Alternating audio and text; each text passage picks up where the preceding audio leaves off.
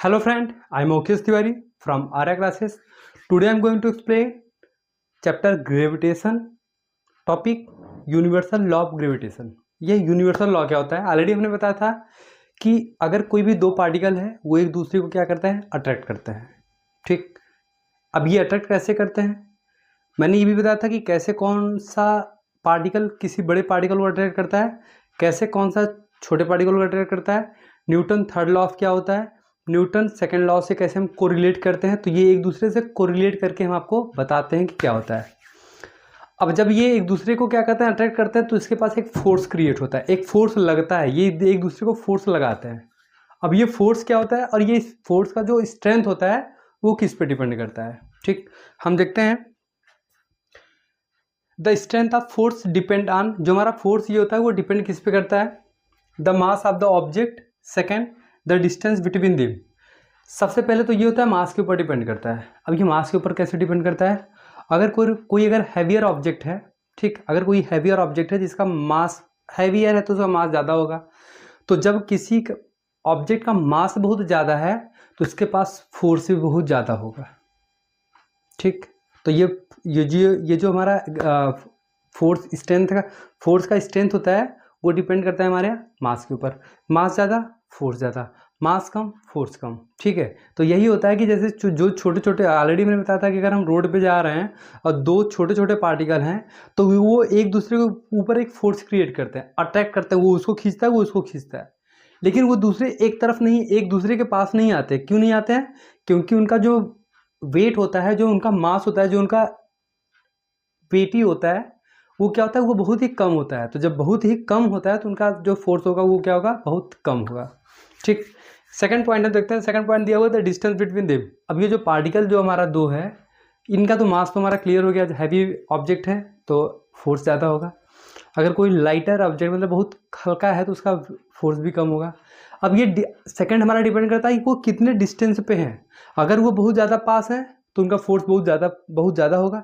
अगर वो बहुत ज़्यादा क्या हो, दूर है, तो उनका फोर्स क्या हो जाएगा, कम हो जाएगा। जैसे क्या होता है कि अगर आपका पड़ोसी है तो आपका पड़ोसी कितना भी आपसे झगड़ ले तब पर भी उसके साथ थोड़ा सा अट्रैक्शन क्या रहता है, बगल का ही तो है।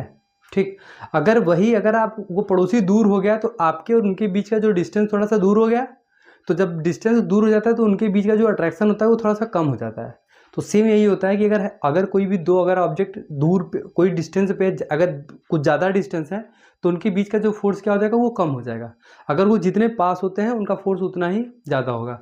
तो first depend on the mass and second depend on distance between them, उनके बीच में डिस्टेंस कितना है। ठीक, अब ये सर न्यूटन ने क्या बताया था कि कैसे इन्होंने एक्सप्लेन किया था कि ये होता क्या है उसको हम देखते हैं।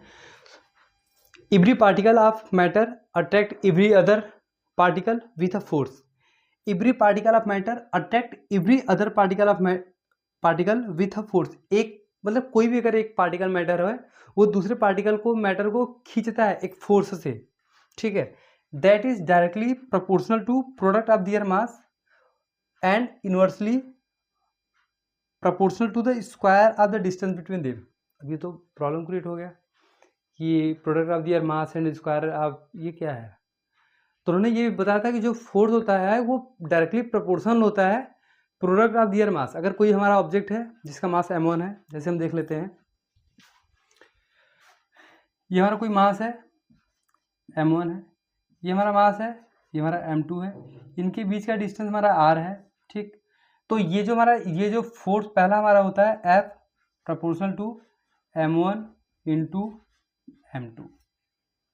ये उन्होंने क्या बोला था कि attract force that is directly proportional to product of their mass. Product of their mass मतलब हो जाएगा, ये पहले का मास हमारा m1 हो जाएगा, सेकंड का मास हमारा m2 हो जाएगा, and inversely proportional to square of the distance between them. Inversely proportional होता है।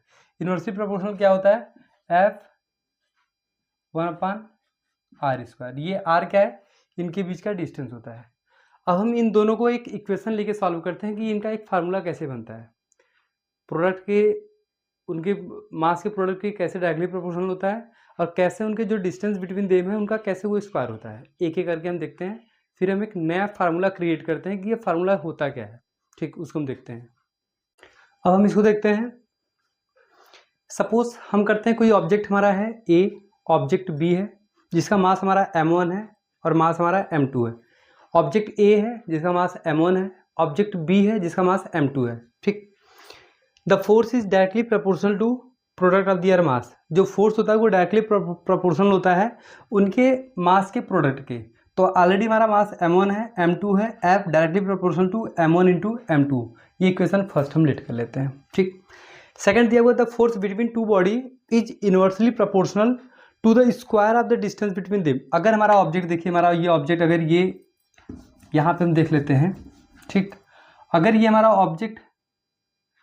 ऑब्जेक्ट अगर हम ये हमारा m1 है और ये हमारा ऑब्जेक्ट m2 है, इनके बीच का डिस्टेंस हमारा r है। ठीक, तो हम ये देखते हैं ये हमारा छोटा चश्मा बन गया। ठीक है, तो इनके बीच का हमारा डिस्टेंस क्या है, r है। तो ये जो f है वो डायरेक्टली प्रोपोर्शनल होता है m1 इंटू m2 के और इनवर्सली प्रोपोर्शनल होता है इनके बीच के डिस्टेंस के स्क्वायर के। तो ये हमारा हो जाएगा second, the force between two body is inversely proportional to square of the distance between them, F inversely proportional to 1/r²। ये हमारा सेकंड इक्वेशन हो जाएगा एंड ये हमारा फर्स्ट इक्वेशन हो जाएगा। ठीक, अब हम क्या करते हैं, ये फर्स्ट इनवर्स डायरेक्टली है, ये इनवर्सली है, दोनों को हम क्या कर देते हैं, कंबाइन कर देते हैं।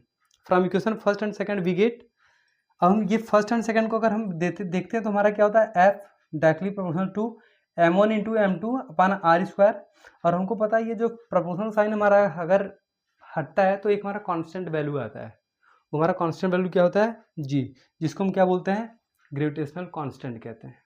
ठीक, हमारा हो जाएगा formula F equal to G m1 into m2/r²। यही होता है ग्रेविटेशनल कांस्टेंट। इनकी कोई एक वैल्यू फिक्स होती है। अगर ये कांस्टेंट टर्म है तो कांस्टेंट का वैल्यू कुछ फिक्स होगा। वो हमारा कांस्टेंट वैल्यू क्या होता है, 6.67 इंटू 10⁻⁻11 न्यूटन मीटर स्क्वायर पर kg²। अब ये कैसे होता है वो हम बता रहे हैं कि 6.67 कैसे होता है और ये हमारा ये न्यूटन मीटर स्क्वायर पर kg² कैसे होता है उसको हम देखते हैं। ठीक है,